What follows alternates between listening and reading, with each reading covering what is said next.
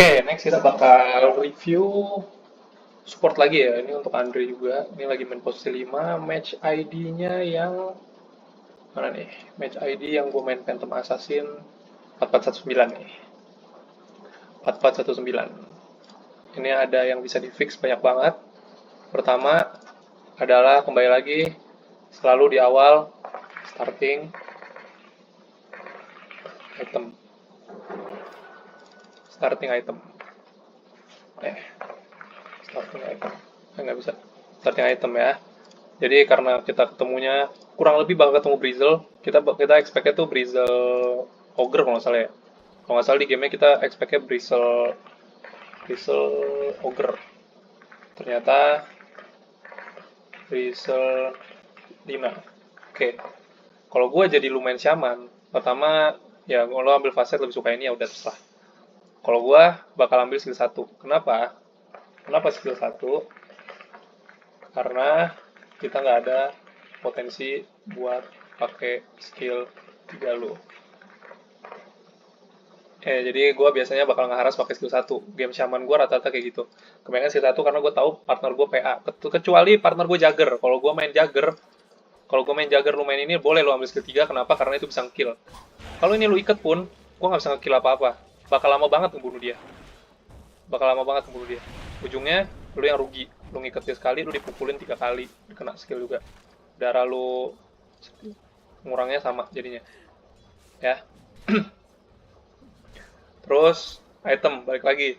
Magic Wand ini selalu hati-hati. Kalau main support, jangan pernah ada slot kosong. Kenapa? Karena slot kosong ini berarti lu gak dapat apa-apa dari situ. Selalu isi.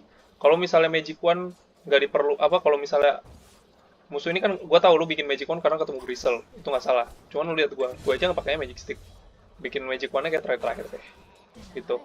Ini good nggak apa-apa, tapi harus banyakin statnya juga. Ini duitnya banyak, beli branch yang banyak. Tanggo branch, buat apa branch? Branch ini benefitnya banyak. Pertama ngasih lu stat, harganya cuma 50, terus bisa elevate Tanggo punya efek buat diri lu sendiri, jadi lu bisa trade hit lebih banyak.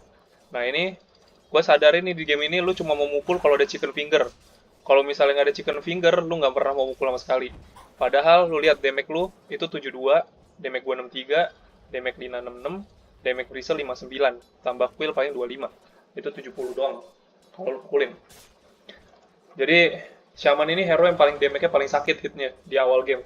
Jadi lu harus berani pukul. Kalau lu nggak berani main hit, kalau lu nggak berani nge-hit, jangan main Shaman. Karena Shaman ini sama kayak Bane kurang lebih itu harus adu tojos. Harus adu tojos. Kalau lu nggak berani adu tojos, mendingan jangan main kayak ginian.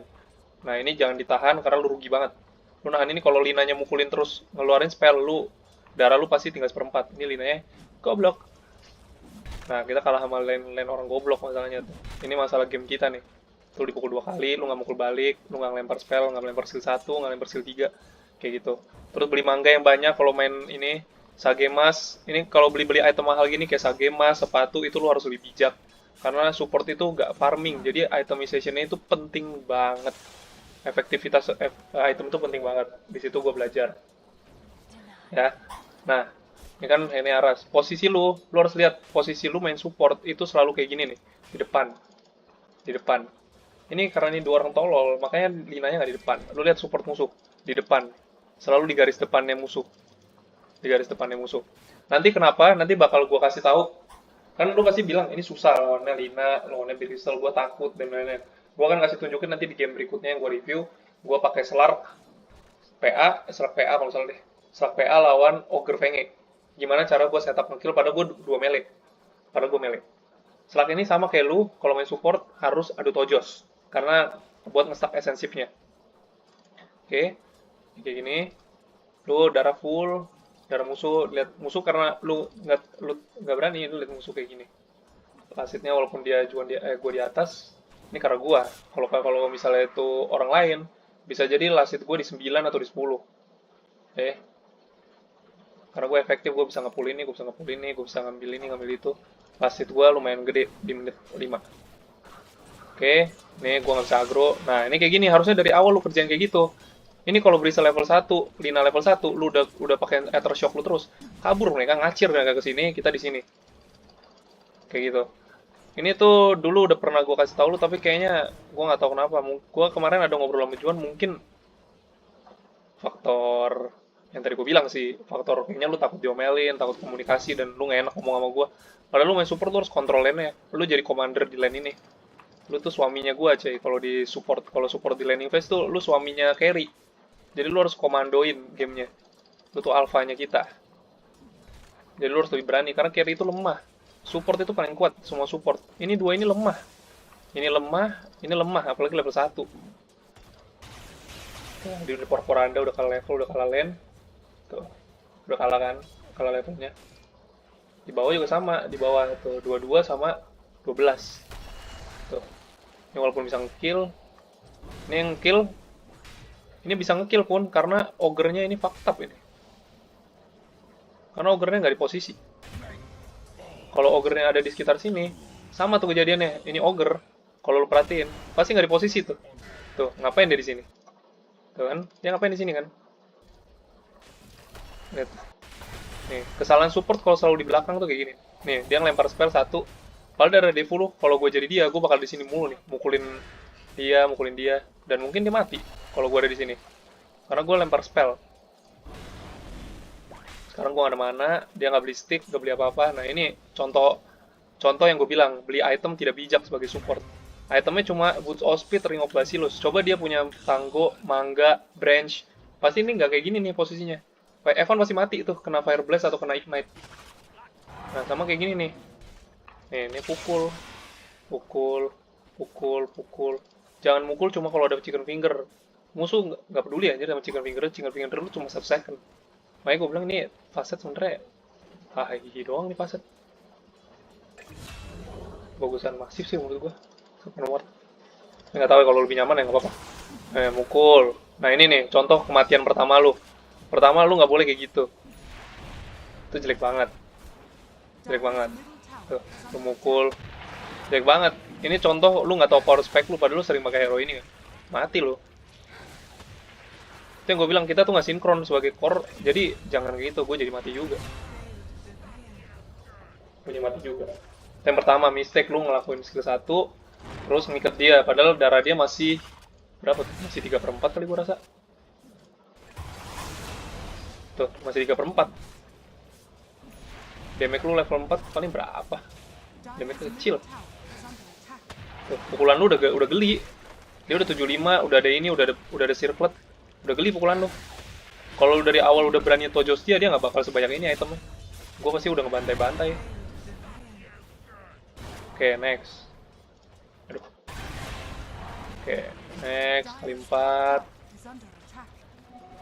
Oke, kita udah respawn. Nah ini, contoh ini juga nih. Ini gue kalau lu inget gue suruh lu mundur nih. Kalau nggak lu maju terus nih pasti. Gue bisa farming dari jauh, tenang aja tuh. Ini kayak gini nih nggak perlu nih. Gue yang dihajar dari tadi, gue yang di ini lu yang mati lagi. Tuh buat apa? Lu ngikat dia buat apa? Nggak ada tujuannya. Lu ikat Lina, lu ikat siapa? Ikat Lina buat apa? Darahnya masih penuh. Ikat dia nggak ada gunanya. Jadi lempar spell juga harus bijak, beli item harus bijak, lempar spell harus bijak. Ini kesalahan 2 kali nih.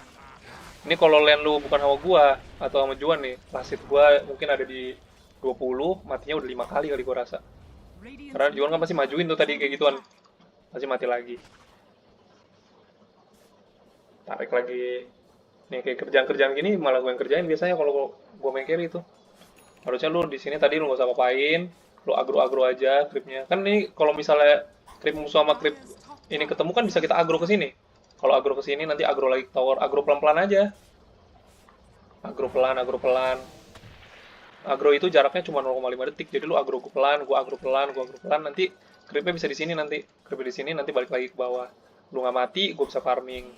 Ini gua bisa naik, ini gua bisa di 40. Lihat kondisi kayak gini, kondisi kita mati sekali. Terus yang kita fakta gini, lu lihat aset gua tetap 40 coy, beda 1 doang sama dia. Tetap beda 1. Nah, kayak gini-gini, gue bisa ngerjain kayak gini-gini nih.